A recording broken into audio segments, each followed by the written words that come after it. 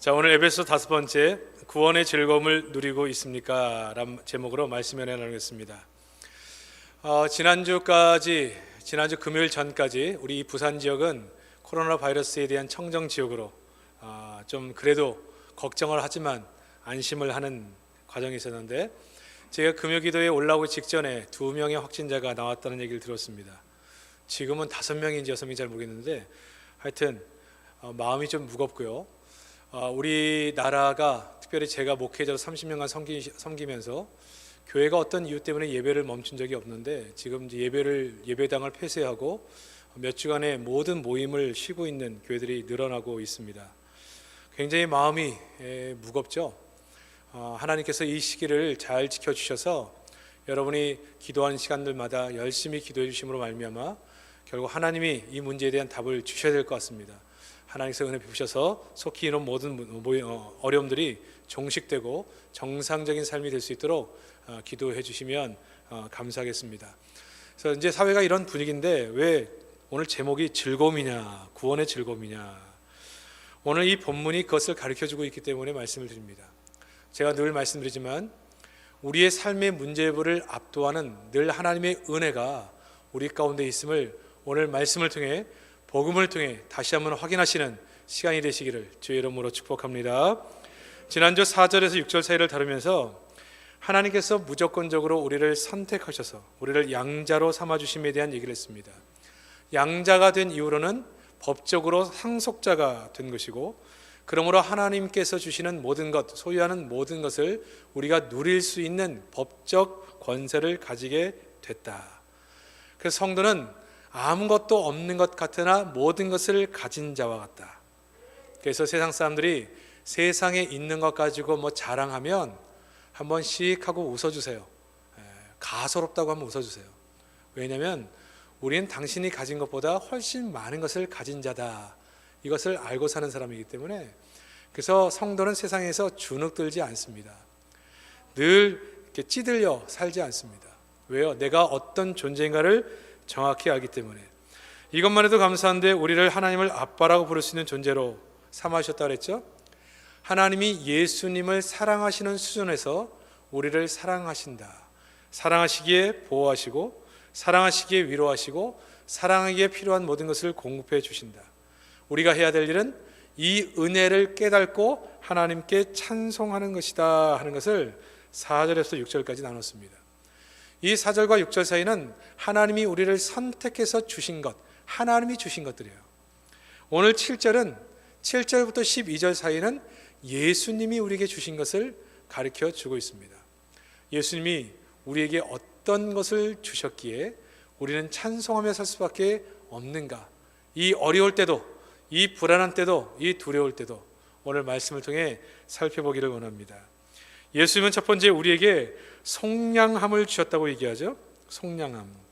7절 말씀을 보면 후반부에 써 있습니다. 그의 피로 말미암아 속량 곧 죄사함을 받았다.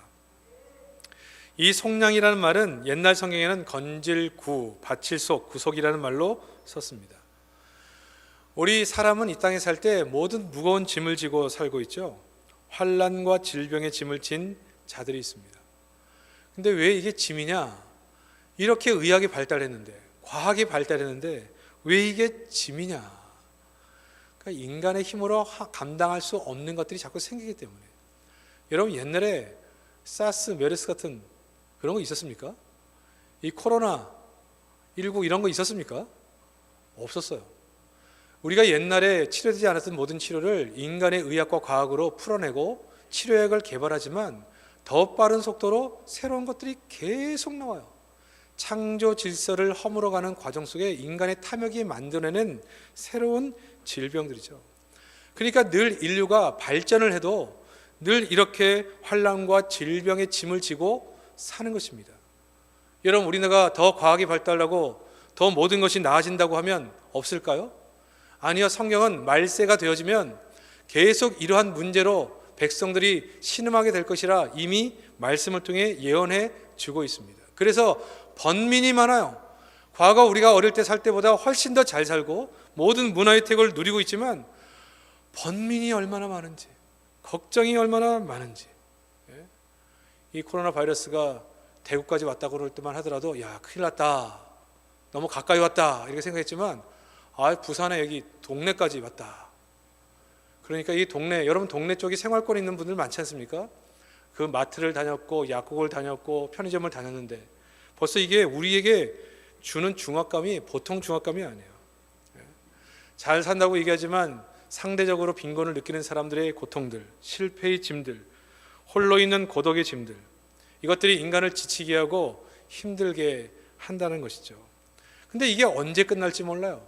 이렇게 하다 나이 먹고 늙었는데 어느 순간 죽음이 네 앞에 다가오게 되는 거죠. 이러한 모든 인간이 당하는 고통의 근본적인 짐이 어디서부터 오느냐? 인간의 죄 때문입니다. 인간의 죄짐이죠. 모든 고통이 죄로부터 옵니다. 불안과 두려움의 마음의 고통, 영혼의 고통, 하나님과 단절되어 모든 결핍, 상대적 빈곤, 소외, 다 죄의 문제 때문에 그래요. 인간의 죽음도 죄 때문에 그렇죠. 이 문제를 예수 그리스도께서 예수의 피로 말미암아 우리를 속량하셨다. 이 모든 고통으로부터 우리를 건져내셨다. 이게 속량이란 말, 속량. 근데 이 속량, 구원이라는 말을 할 때 사람들이 오해하는 것이 있습니다. 구원을 어떤 분들은 노력해서 얻는 것으로 생각해요. 당신은 구원받은 하나님의 자녀입니까? 이렇게 물어보면 구원받으려고 애쓰고 있습니다. 이런 분들이 있고, 옛날에는 조금 열심히 있을 때는 확신이 있었는데 요즘은 열심을 내지 못해가지고 좀 확신이 없습니다. 요즘은 예배도 잘 빠질 때도 많고 또 교회 일도 참여도 못하고 그래서 자신이 없습니다. 의외로 이렇게 얘기하는 사람들이 있어요. 이것은 구원의 문제를 오해한 것이죠. 속량에 대한 오해입니다. 여러분, 예수님의 가르침의 진수를 보여주는 것이 산상순이라고 볼 수 있는데, 이 산상순에서 심령이 가난한 자가 되라, 의에 줄이고 애통한 자가 되라, 화평케 하는 자가 되라, 청결한 마음을 가지라. 이거 다 누구에게 주신 거예요? 이미 예수 그리스도의 피로 속량함을 받은 자들에게 주신 겁니다. 이렇게 살아야 속량을 준다는 얘기가 아니에요. 조건이 아니에요. 이미 하나님의 백성 된 자에게 마땅히 너희가 살아가야 될 삶의 교훈, 하나님 나라에 살아야 될 교훈을 주신 거죠. 거듭나지 않은 사람들은 이렇게 절대 못 삽니다. 거듭난 사람만이 살 수 있는 거죠. 이방인들에게 율법대로 살아라, 말씀대로 살아라, 그렇게 말하지 않습니다. 거듭난 사람에게 얘기하는 것이죠. 우리의 구원, 우리의 속량은 어느 날 내가 어떤 자격이 있어서가 아니라, 뭘 해서가 아니라 나를 선택한 거예요. 무조건적으로 주신 거예요. 여러분, 저도 처음 예수님 만날 때 부모님 따라 교회를 갔지만 4년 후에 정말 인격적으로 예수를 만날 때 우리 하나님이 나를 찾아오셨어요. 내 죄를 깨닫게 하고 예수님을 인격적으로 만나게 하셨어요. 이게 구원이라는 생각이, 그래서 선물이죠, 선물.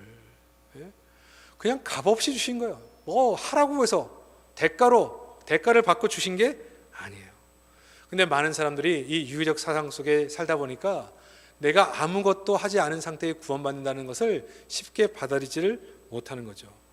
그래서 십자가는 구원의 준비가 아니라 구원의 완성입니다. 완성.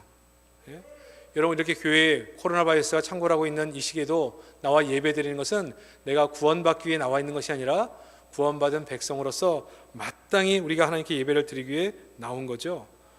왜냐하면 우리의 구원은 이미 그 값을 예수 그리스도가 지불하셨기 때문입니다. 그래서 이거를 7절에 그의 피로 이렇게 얘기합니다. 그의 피로. 그러면 그의 피로 언제 어떻게 지불이 완료됐고 그 결과가 뭐냐? 로마서 3장 25절에 보면 이 예수를 하나님이 그의 피로써 믿음으로 말미암아 화목제물로 세우셨으니, 예수의 피, 십자가를 내가 만나서 우리의 모든 죄를 위해 죽으신 예수님을 인격적으로 만나게 될 때 예수님이 화목제물이 되셔서 하나님과 우리의 관계가 정상화가 된 거죠. 그래서 하나님과 내가 관계가 가까워져서 히브리서 10장 19절, 그러므로 형제들아 우리가 예수의 피를 힘입어 이 십자가를 만난 사람들이 성소에 들어갈 담력을 얻은 겁니다. 자식이 아빠가 있는 곳을 드나드는 것처럼 하나님을 만나게 된 것이고 하나님을 가까이 섬기게 된 사람이 된 것이죠. 그러니까 이 땅을 살 때 우리 성도는 죄책이나 형벌이나 이런 율법의 두려움 때문에 사는 것이 아니라 거기에서 해방돼서 무조건적인 선택과 은혜에 대하여 세상에서 가장 귀한 보배를 가진 자로 사는 거죠. 우리의 영혼뿐 아니라 우리의 온몸과 마음과 정신, 하나님과 가깝게 지내는 아빠 하나님을 모시고 그분이 우리의 방패가 되시고 우리의 피난처가 되시고 우리의 상급이 되심을 알면서 믿음으로 살아내는 거죠. 요즘 우리 힘들죠. 우리 건강에 대한 두려움이 우리 가운데 있고 불안에 대한 불안이 있습니다. 누가 언제 어디를 다녀갔는지 모르기 때문에 더 불안한 겁니다. 그러니까 심리적으로 위축돼 있어요. 잘 집안에서 나오지 않습니다. 마음이 원래 우울증이 있었던 사람들은 밖에 나가지 않으니까 더 마음이 우울해지고 걱정 근심이 많아져요. 그렇다고 병원에 가서 약을 타거나 병원에 들르는 것도 위험해요. 그런 게 너무너무 힘들어. 여러분 지난주에도 얘기했지만 사업을 하시는 분들, 자영업 하시는 분들 지금 정말 살아가기가 쉽지가 않습니다. 지금 전체적인 경제 지표도 어렵습니다. 온 몸과 마음이 위축이 되고 자꾸 힘든 생각, 부정적인 생각으로 가득 차고 있습니다. 그러나 여러분 기억하십시오. 우리 하나님이 우리를 예수 피로 속량하셨고 하나님의 자녀로 삼아 주셨고 하나님이 우리의 아빠 되시고 우리와 함께 하심으로 우리의 보호자가 되시고 우리와 함께하는 피난처가 되시고 우리의 상급이 되어주심으로 우리를 살게 하실 줄 믿습니다. 제가 말씀을 준비할 때 그 찬양이 생각나더라고요. 이때도 결국 지나갑니다. 메르스 때도 그랬던 것처럼 사스 때도 그랬던 것처럼 마치 죽을 것 같지만 IMF 때 우리의 가장들이 거리를 배회하고 스스로 목숨을 끊는 사람이 많아 이 나라가 꼭 망할 것 같았지만 그때는 곧 지나갑니다. 왜냐하면 하나님이 이 대한민국을 놓지 않는 한 우리 지나가고 보호되고 하나님이 함께해 주실 것입니다. 그러나 그 순간을 지날 때 우리 성도는 어떤 자세를 가져야 하느냐?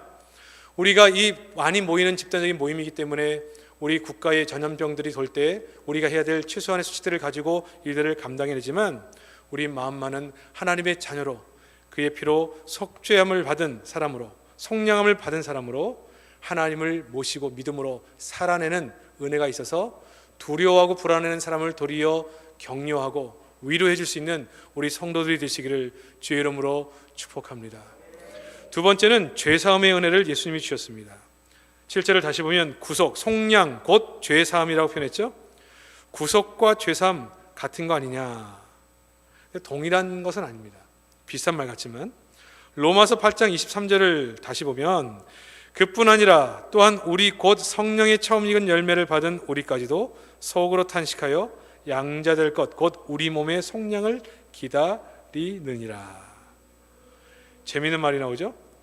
아니 첫 번째 말을 할 때는 이 속량을 예수님이 단번에 지불한 것으로 말씀하셨는데 여기는 우리 몸의 속량을 기다린다. 기다린다는 것은 미래를 얘기하는 거잖아요.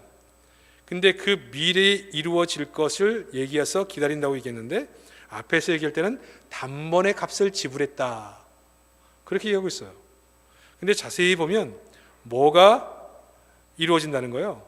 몸의 속량. 그래서 여러분이 이 구원이라고 하는 부분들을 정확하게 이해할 필요가 있는데 이 구원이라는 말은 폭이 넓습니다. 오늘 하나님이 우리를 찾아오셔서 선택하셔서 우리를 양자 삼아 주셨잖아요. 우리 죄를 용서하심으로 양자를 삼아 주셨습니다. 이게 칭의와 같은 거예요. 의롭다 하심을 입은 거예요. 그러나 구원은 여기서 끝나는 것이 아니라 이때 거듭날 때부터 시작해서 하나님이 우리와 함께 하심으로 우리를 복의 사람으로 만들어가는 과정들이 쭉 있어. 이 전체를 우리는 구원의 서정이라 여정이라 그렇게 얘기합니다. 그러니까 이 구원의 모든 과정을 우리는 구원이라고 얘기하는 구원. 그러니까 하나님은 우리를 처음 선택하신 만세전에 우리를 선택하셔서 거룩하고 흠이 없는 영화의 단계까지 갈 때까지 우리를 포기하지도 놓지도 아니하신다. 그 사랑에서 우리를 끊을 수 없다.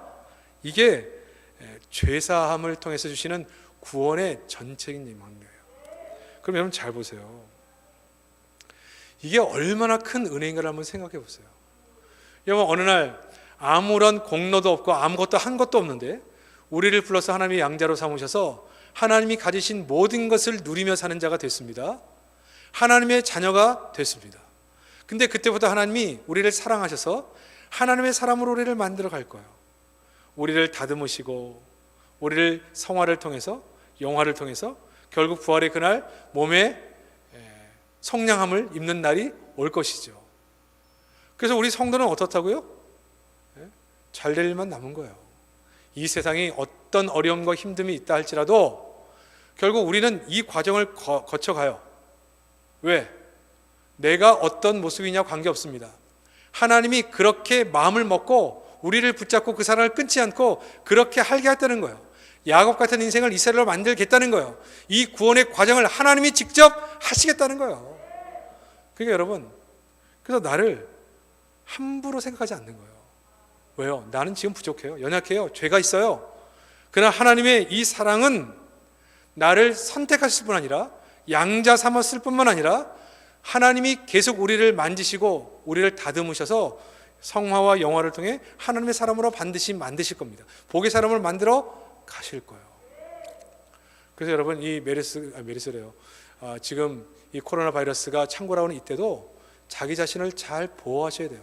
자기 자신의 몸을 귀하게 여겨야 되고 자기의 마음을 귀하게 여겨야 되고 자신의 삶을 귀하게 여겨야 돼요.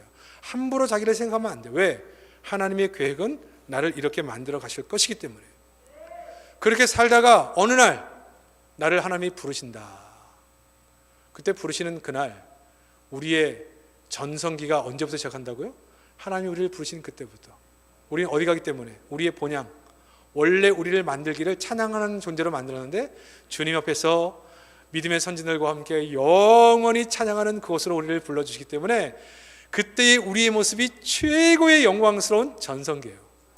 그러니까 우리 인생은 아직 전성기가 오지 않았고 지금 이 땅에 사는 모든 삶은 하나님의 사랑의 그 강력한 결속력 가운데 붙들려서 양자됐을 뿐 아니라 하늘의 모든 것을 누릴 뿐 아니라 하나님의 계획 따라 복의 사람으로 가는 과정 속에 우린 들어와 있다. 이게 구속 과정 속에, 속량함 속에 있는 성도가 누리는 축복이에요. 축복.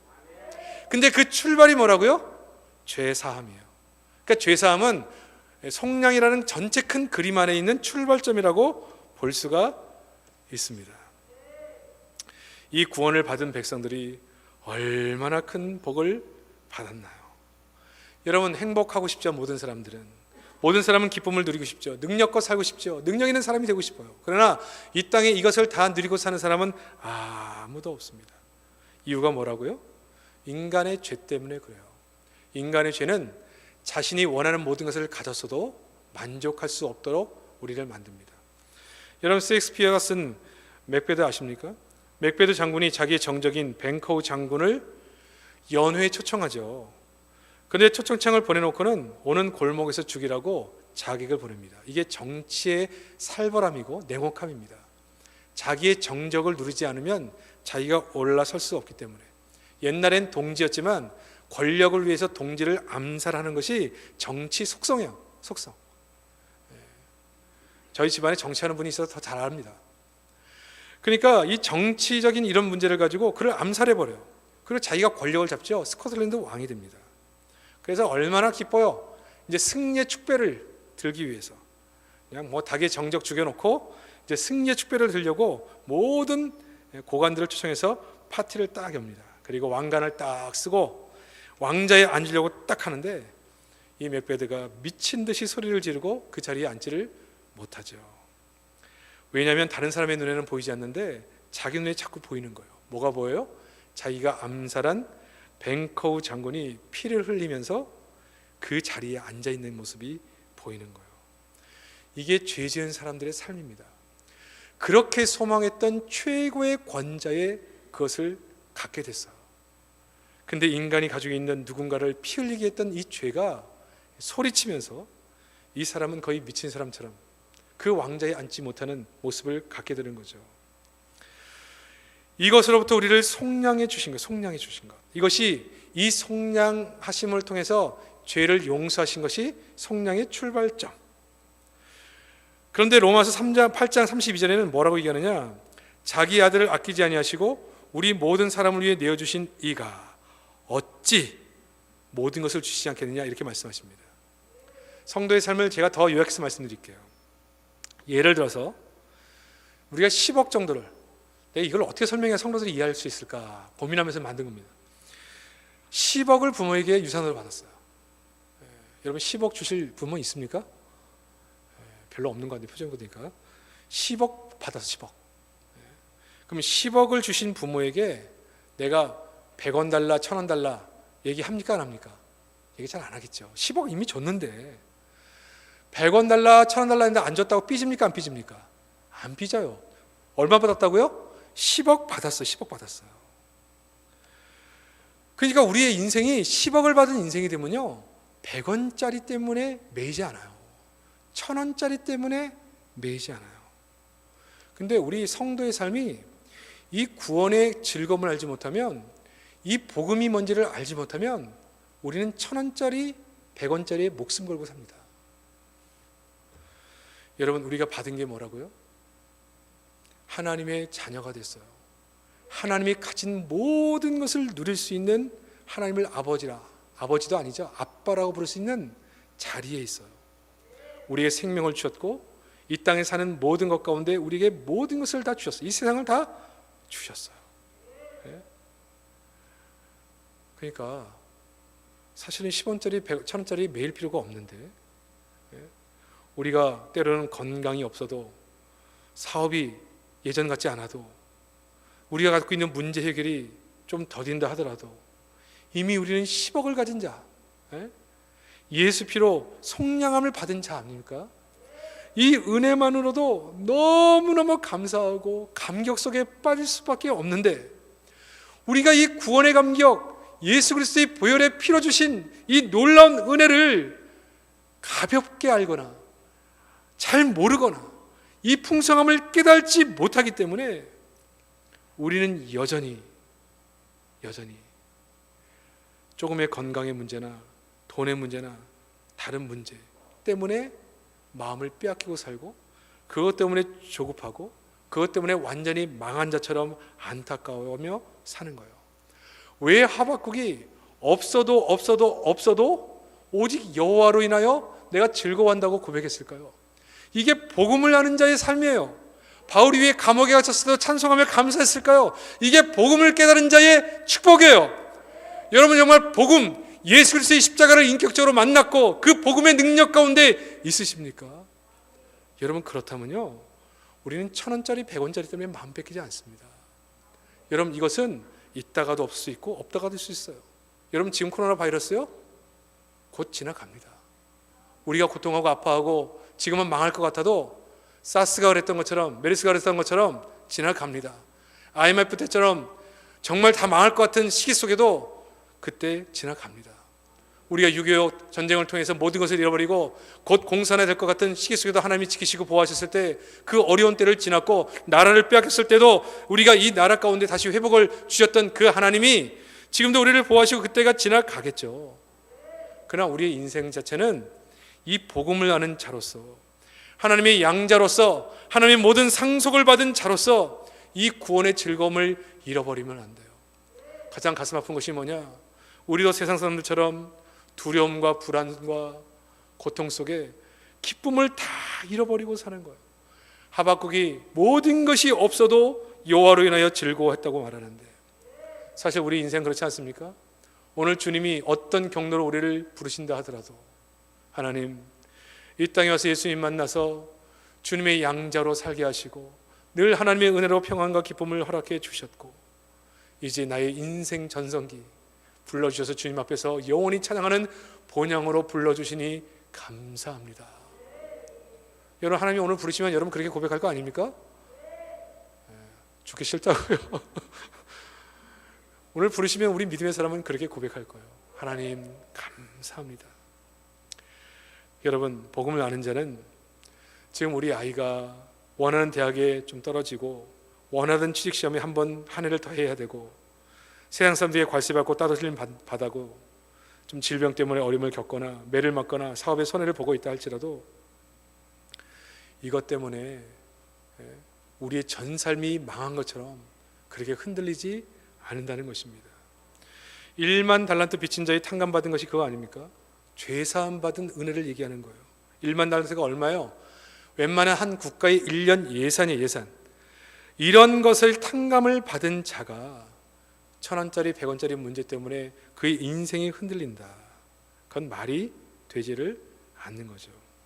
이 구속, 죄값을 치르고 해방된 사람들, 그런데 이 죄는 과거의 죄, 현재의 죄, 미래의 모든 죄를 속량받은 거죠. 용서를 받은 거죠. 그래서 엄청난 이 은혜를 주신 이 하나님 앞에서 우리가 이때 왜 다른 사람을 위로하고 격려하고, 우리가 지금 이번 주간에는 모든 예배를 다 중단하고 새벽과 주일 예배만 드리고 있는데 기도하는 거죠. 하나님 은혜를 베풀어 주옵소서. 물론 우리가 또 이 예배마저도 중단해야 된다면 3단계 대응 조치를 하겠지만, 그때까지 우리가 집에 있던 또 기도하는 시간이던 이 하나님을 바라보며 기도해야 되고, 이 순간에도 찬송을 잃어버리지 않기를 주의 이름으로 축복합니다. 내가 어떤 존재인가를 깨닫고 나를 예수의 피로 부르신 그 하나님, 나를 속량하셔서 그 사랑에서 끊지 않는 그 하나님의 은혜, 이 놀라운 1만 달란트 죄값을 지불해 주신 그 하나님의 은혜에 감격하는 한 주간을 보내시기를 주의 이름으로 축복합니다. 이거를 아는 자가 누구였느냐? 바울이었다는 거예요. 바울이 뭐라고 고백해요? 우리는 그리스도 안에서 그의 은혜의 풍성함을 따라, 그의 은혜의 풍성함을 따라 자기를 선택하고 양자 삼으시고 하나님의 모든 상속자로 살게 하신 그 하나님, 예수 믿는 사람을 죽이고 교회를 핍박했던 자기를 불러다가 양자 삼으시고 자기를 보호하시고 자기를 지켜주신 그 하나님, 이게 웬 은혜인지, 넘치는 은혜, 그 풍성한 은혜를 알고 살았다는 거예요. 우리 그리스도 안에서 그의 은혜의 풍성함을 따라. 신앙이란 뭡니까? 이 넘치도록 두시는 하나님의 은혜를 알고 사는 거예요. 이 죄사함의 은혜, 구속의 은혜를 가지고 사는 거죠. 이게 바울의 심정이었어요. 그래서 이 바울은요, 죄수로 끌려가는 배에서 그렇게 풍랑이 일 때도 그 마음속에 평강이 있었다고 그랬습니다. 그리고 이 바울의 마음속에 전도를 하다가 옥에 갇혔을 때도 그곳에서 찬양할 수 있었습니다. 왜 우리가 찬양하지 못할까요? 왜 우리는 기쁨과 감사를 잃어버리게 될까요? 여러분, 하나님의 은혜는 우리의 상황을 압도하는데, 그 압도하는 그리스도의 십자가의 이 속량함, 그 은혜를 우리가 가슴으로 느끼지 못하면, 그 복음 가운데 우리의 삶의 기초를 두지 못하면, 우리도 여전히 불어오는 풍랑이 불어올 때 죽겠다고 난리치면서 살겠다고 자기 짐을 바다에 버리는 그 배에 탄 사람과 똑같은 인생이 되는 거예요. 우리는 뭐 하는 사람이라고요? 그 순간 하나님의 자녀로서의 삶을 가지고 정신을 차리고 우리 안에 주신 평강과 은혜를 잃어버리지 않고 그 사람들을 위로하고 격려할 수 있는 그런 사람이 되는 것입니다. 바울은 본인이 핍박자였고 하나님을 모독한 자였고 교회에 해를 끼친 자였고 수많은 사람을 죽인 자였습니다. 아무런 선택받을 만한 자격이 없었는데 주님이 찾아오셨어요. 왜 너는 나를 핍박하느냐? 그렇게 사울을 찾으셔서 바울 삼아 주시고 그 은혜 주신 그 하나님을 이 바울은 만났죠. 그래서 에베소 3장에 보면 그 바울의 심정이 잘 나타나요. 3장 1절에 보면 뭐라고 얘기합니까? 그리스도 예수의 일로 갇힌 자 된 나 바울, 이렇게 얘기하죠. 이렇게 갇힌 자 된 나 바울이라고 얘기해요. 2절에 보면 자기가 갇힌 이것이 내게 주신 하나님의 은혜의 경륜. 잘 보세요. 우리를 속죄함을 통해서, 죄사함을 통해서 우리를 하나님의 자녀 양자 삼으셨습니다. 근데 우리를 성화와 영화를 거쳐서 하나님의 일을 감당하게 하신다는 거예요. 그 과정, 구원의 과정 속에 자신의 갇힘이 있다고 생각하는 거예요. 옥의 갇힘. 그러니까 이것을 하나님의 은혜의 손길, 갇힘, 경륜이라고 생각을 하니까 그때도 찬송이 나오는 거예요. 큰 그림, 구원, 속량이라는 그림으로 보고 있기 때문에. 3절과 6절 사이에 보면 자기는 다른 세대에게 알려지지 않은 그리스도의 비밀을 아는 자라, 이 복음을 아는 자라 그렇게 표현했죠. 7절에 보면 이 복음을 위해 자기를 일꾼 된 것도 하나님의 은혜. 그의 심령이 모든 것이 은혜, 측량할 수 없는 예수의 풍성한 은혜, 이게 그를 사로잡고 있습니다. 그러니까 우리 성도는 어떻게 살아야 되느냐? 여러분, 우리 성도는 사실 하나님 앞에 양자가 되면 하나님의 모든 것을 상속자로 받은 사람이기 때문에 하나님이 평강도 주시고 기쁨도 주시고 필요한 것도 다 주세요, 사실은. 그러나 때로는 이럴 때처럼 우리의 삶에 정말 어렵고 힘든 순간, 불안하고 두려운 순간이 다가올 때 정말 성도가 누구인가를 보여야 되는 거예요. 우리 성도는 이미 모든 것을 가진 자이기 때문에 이 땅 가운데서 하나님의 은혜만으로도 평강과 기쁨을 누리는 자이고, 하나님이 하신 모든 것을 이미 누린 자이기 때문에 그 삶에서 다른 사람들을 위로하고 격려할 수 있는 사람, 100원짜리 1000원짜리 때문에 마음 빼앗기지 않는 그런 넉넉함, 그런 삶을 보여야 돼요. 여러분, 위기 때 그 사람이 어떤 사람인가가 보이는 것입니다. 이번 코로나 바이러스를 전파하는데 크게 영향을 미쳤던 어떤 단체는 지금 전수사를 할 때도 협조를 잘 안 한다고 하죠. 이유는 명확하죠. 그 모든 조직이 점조직처럼 모든 것을 가리고 있는데 그것을 밝히려면 너무너무 힘들겠죠. 예? 여러분, 그러나 우리가 정말 하나님의 가장 큰 율법인 하나님 사랑과 사람 사랑하는 것, 그런 관점에서 볼 때 그게 정말 그것을 하나님을 사랑하는 마음으로 하는 것인지, 사람을 사랑하는 마음으로 하는 것인지 되묻고 싶어요. 정체성이 나타난다고 볼 수 있습니다. 우리 성도가 예수 그리스도의 십자가와 부활을 믿고 사는 그런 진리를 붙잡고 있는 성도라고 한다면, 이 시기 속에 나를 속량하셨던, 나를 죄사함을 통해 속량하시고 나를 하나님의 복의 사람으로 만드시고 상속자로 삼으신 그 하나님이 어떠한 분이신지를 보일 수 있어야 돼요. 초대교회 패스트가 팽창했을 때 우리 성도들은 하나님 앞에 기도하면서 이 민족을 위해 많은 사람들을 위로하는 자리에 서서 그들을 위로하는 일을 감당했습니다. 같이 죽겠다고 난리치면서 그렇게 살지 않았어요. 우리가 이런 전파의 동력이 되지 않기 위해서 우리가 모든 교회 조치를 감당할 수 있지만, 우리의 심령과 우리의 마음속은 하나님의 자녀로서의 자부심, 그리스도의 피로써 속량함을 받은 인생으로서 하나님의 자녀로서의 부요함이 우리 가운데 있었다는 거예요. 그래서 도리어 안심하라, 그렇게 위로하며 사는 성도가 되었습니다. 여러분, 지금의 어려움, 힘듦, 저는 기도합니다. 이 모든 것들이 정말 우리가 다시 본질로 돌아가는 이유가 되기를 원해요. 정말 오늘 장로님 기도하신 것처럼 그렇게 문명을 자랑하고 과거를 자랑하고 의학을 자랑했던 인간, 100세를 살고 복제한 모든 것을 통해서도 더 생명을 연장할 수 있다고 믿는 인간, 그 인간이 그 작은 한 시대가 있다가 사라지는 이 하나만으로도 흔들리고 죽겠다고 난리치고 국가체제가 흔들리는 그렇게 연약한 존재가 우리 인생의 인생. 여러분, 우리 과학이 더 발달하고 문명이 더 발달해도 여러분, 이런 모든 문제들은 인간이 얼마나 연약한지를 증명하는 이유밖에 되지 않습니다. 여러분, 이때 우리가 붙잡아야 될 게 뭐라고요? 영원히 변치 않는 복음, 영원히 변치 않는 십자가의 부활의 진리의 말씀, 이 가운데 우리의 기초를 둬야 돼요. 여러분, 주변 성도들 가운데도 불안하고 두려운 사람 있으면 이 복음의 은혜를 가지고 위로해 주시기를 바랍니다. 그리고 기도해 주세요. 이 땅이 이런 문제를 통해 우리 기독교인들이 우리가 그렇게 기도했던 것처럼 혹여라도 정말 정신을 차리고 다시 한번 본질로 돌아가야 될 문제가 있다면 그렇게 정신을 차리고 회개하는 마음을 허락해 주시고, 부산 교계도 막 뿔뿔이 흩어져 다 나눠져 있잖아요. 정치, 경제, 종교까지도 하나가 되지 못하는 이 시기 가운데 이 위기 속에 다시 한번 정말 회개하는 마음으로 함께 모여서 한 마음으로 이 국난을 잘 극복하는 은혜를 달라고 기도해 주시기를 바랍니다. 그리고 여러분이 개인적으로 사는 삶의 여정 속에 가족들 사이에서는 내가 얼마나 하나님의 큰 사랑 속에 구속받은 사람인가를 기억하시고 하나님 앞에서 찬송하고 감사하며 이 한 주간을 믿음으로 승리하는 복된 성도 다 되시기를 주의 이름으로 축복합니다.